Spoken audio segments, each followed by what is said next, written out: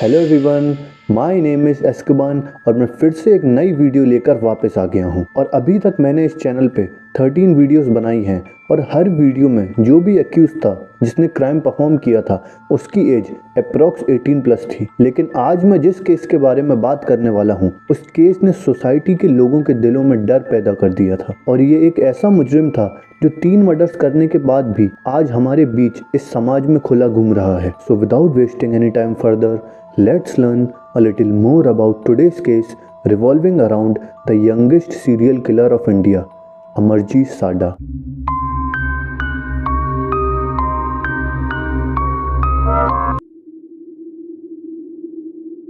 इस क्राइम की कहानी स्टार्ट होती है बिहार से, जहां पर 2006 के टाइम पर बहुत ही ज़्यादा गरीबी थी, तो लोग मोस्टली बैलगाड़ी चला के एक जगह से दूसरी जगह सामान ट्रांसफ़र करते थे या फिर एक लेबरर जैसी जॉब करते थे। और उनको ये भी नहीं पता था कि सिटी लाइफ होती क्या है या फिर इस गांव के बाहर भी कोई दुनिया है। और इन्हीं सब फैमिलीज़ के बीच एक फैमिली थी जिनका नाम था साड्डा फैमिली। और इनकी फैमिली के ऑलमोस्ट सारे लोग उसी विलेज में रहते थे, बस उनके घर अलग अलग थे। But all the relatives of Sada family were very helping by nature और शाम को सब लोग साथ में बैठ के बातचीत भी करते थे। लेकिन एक दिन out of nowhere Sadda family की 6 साल की छोटी बच्ची एकदम से गायब हो जाती है। और साड्डा परिवार के लोग अपनी 6 साल की छोटी बच्ची को ढूंढने की बहुत कोशिश करते हैं और गांव वाले भी इस चीज़ में आगे बढ़कर उनका सहयोग करते हैं। लेकिन बच्ची गायब होने के एक दिन बाद जो साड्डा परिवार के मुखिया थे उन्होंने सारे गांव वालों को बोला कि अभी तक आप लोगों ने हमारी जितनी भी मदद करी है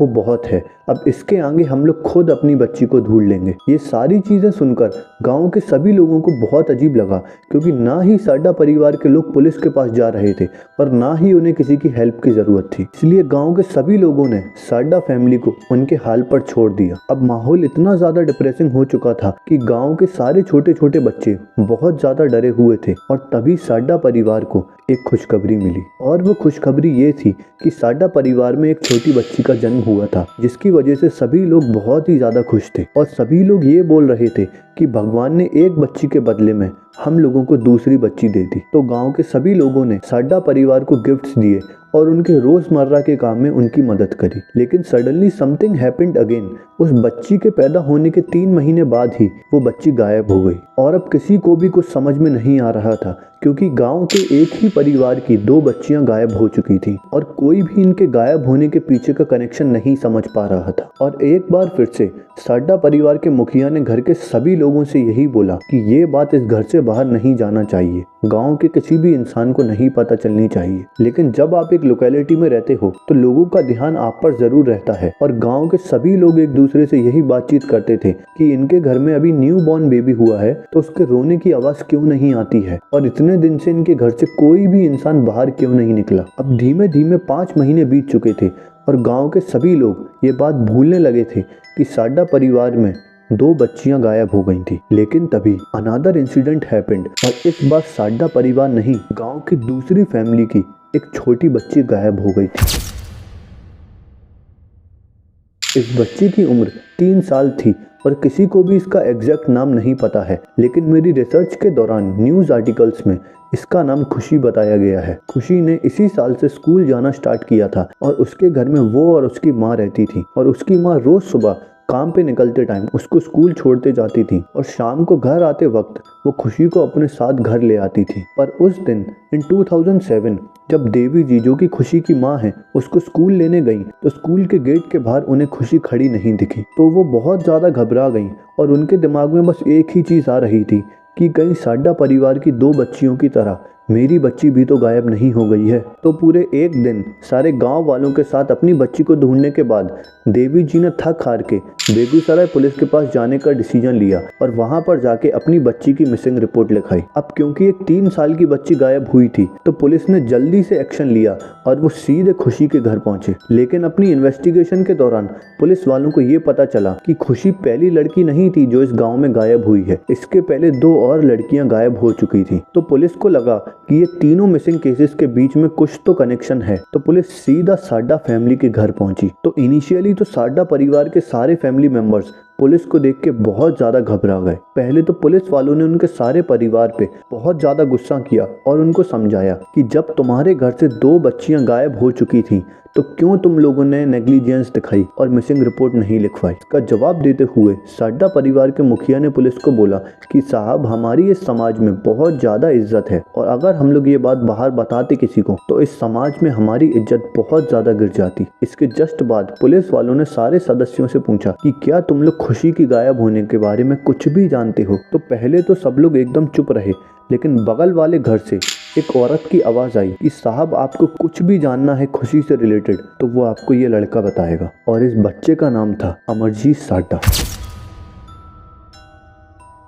नाउ मैं आप लोगों को अमरजीत का एक छोटा सा इंट्रोडक्शन दे देता हूँ। अमरजीत का जन्म 1998 में बिहार के एक छोटे से विलेज मोसाहारी में हुआ था और अमरजीत के पिता वॉज अ लेबरर और उनकी जो डेली वेज उनको जो मिलती थी हर दिन के काम पर वो बहुत ही ज़्यादा कम थी। अमरजीत की फैमिली ढंग से 2 वक्त का खाना भी अफोर्ड नहीं कर सकती थी, इसीलिए उसकी फैमिली में किसी का भी स्कूल गोइंग बैकग्राउंड नहीं था। And being the only child of his family, Amarjeet was a loner और उसके कोई भी दोस्त नहीं थे इस गाँव में, इसलिए वो गाँव के लोकल एरिया में ट्रीज पर क्लाइंब करके इधर से उधर घूमता रहता था। अब हम वापस चलते हैं ऑन प्रेजेंट डे। तो उसकी माँ ने उसको पुलिस वालों के सामने लाकर खड़ा कर दिया था, लेकिन जैसे ही वो बच्चा सबके सामने आया कुछ तो बहुत अजीब था उस बच्चे के बारे में, क्योंकि ना वो कुछ बोल रहा था और ना ही पुलिस के क्वेश्चंस को रिस्पॉन्ड कर रहा था और सीधा पुलिस की आंखों में आंखें डाल के खड़ा हुआ था। तो पुलिस वालों ने बहुत ज्यादा ट्राई किया और उससे बहुत बार पूछा कि क्या तुम खुशी के गायब होने से रिलेटेड कुछ भी जानते हो। इस चीज का उसने कोई भी उत्तर नहीं दिया, लेकिन जितनी बार भी पुलिस वालों ने उसके सामने खुशी का नाम लिया, he was smiling with a creepy face। तो ये सारी चीजें देखकर पुलिस वालों को लगा कि ये बच्चा हमारे साथ मजाक कर रहा है and we are wasting time on him. तो पुलिस वाले साड्डा परिवार के घर से वापस जाने लगे। तभी अमरजीत ने उन दोनों पुलिस वालों को रोका और उनसे बोला कि अगर आप लोग मुझे एक बिस्किट का पैकेट दिलाओगे तो मैं आपको बताऊंगा कि खुशी कहाँ पर है। ये सब देखकर पुलिस वाले भी थोड़ा घबरा से गए और वो जल्दी से एक बिस्किट का पैकेट लाए और अमरजीत को दे दिया, जिसे खाने के बाद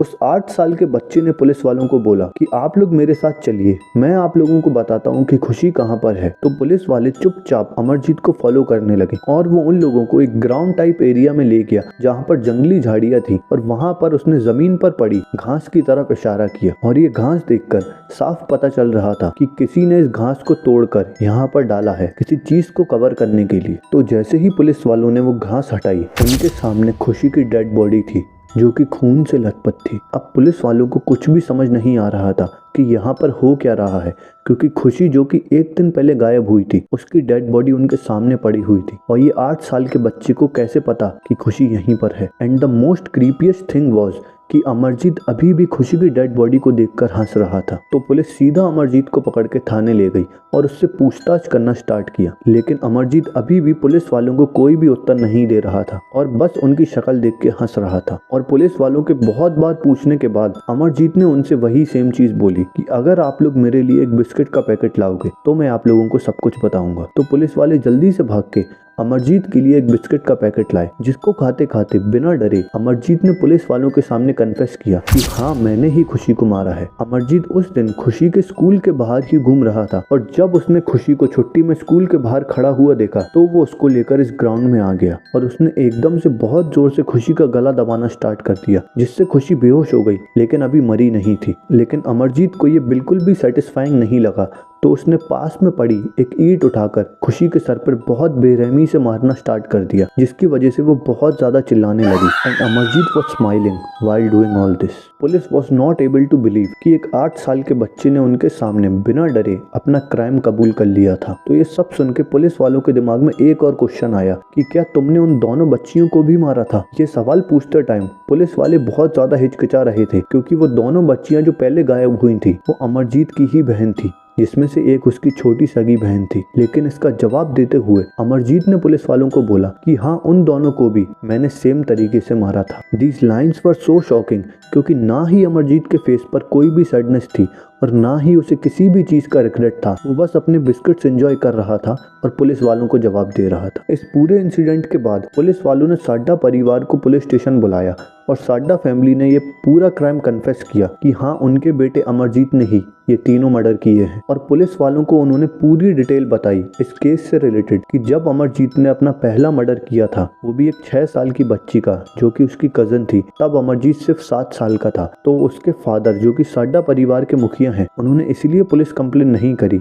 या किसी को भी ये बात नहीं बताई क्योंकि उनके बच्चे का फ्यूचर खराब हो जाता। लेकिन जब अमरजीत ने अपनी छोटी सगी बहन को मारा, उस दिन के बाद से उसके माता पिता उससे बहुत ज्यादा डरने लगे थे और उसकी माँ को उससे बहुत ज्यादा नफरत हो गई थी। लेकिन जब अमरजीत ने खुशी को मारा, तब उसके परिवार वालों ने सोच लिया था कि बस बहुत हुआ, इसीलिए उसकी माँ ने पुलिस वालों के सामने उसको लाकर खड़ा कर दिया था। तो इस पूरे केस में अमरजीत की फैमिली पर भी कार्रवाई हुई थी क्योंकि उन्होंने अपने बच्चे का क्राइम छुपाया था। और दूसरी तरफ अमरजीत सिर्फ 8 साल का था, मतलब ही वॉज अ माइनर, तो उसको एक नॉर्मल जेल में नहीं डाल सकते थे, इसीलिए उसको एक स्पेशल अरेस्ट में रखा गया, जहां पर उसको काफी सारे साइकेट्रिस्ट और ह्यूमन बिहेवियर रिसर्चर्स के साथ मिलाया गया। लेकिन कोई भी ये चीज नहीं समझ पाया कि अमरजीत के अंदर ये वायलेंस आया कैसे, क्योंकि उस टाइम पर सोशल मीडिया, स्मार्टफोन्स ये सब एग्जिस्ट ही नहीं करते थे और अमरजीत की फैमिली कंडीशंस इतनी ज्यादा बुरी थी कि वो एक टेलीविजन अफोर्ड नहीं कर सकते थे। तो अमरजीत इन्फ्लुएंस कैसे हुआ? और इन सब प्रोसीजर्स के दौरान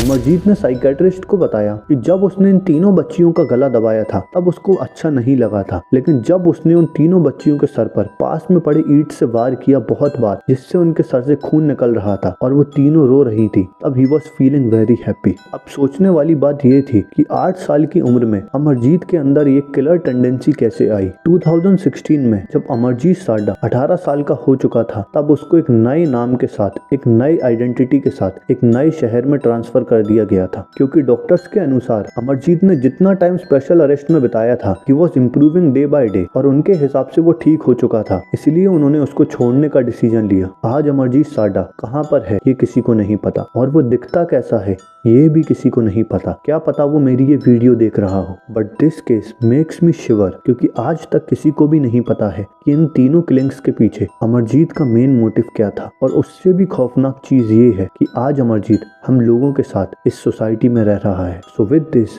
the case of Amarjeet Sada comes to an end. But before you go, अगर आप लोगों को ट्रू क्राइम डॉक्यूमेंट्रीज और डार्क वेब वीडियोस देखना बहुत पसंद है, तो please subscribe to this channel to become prisoners of Azkaban.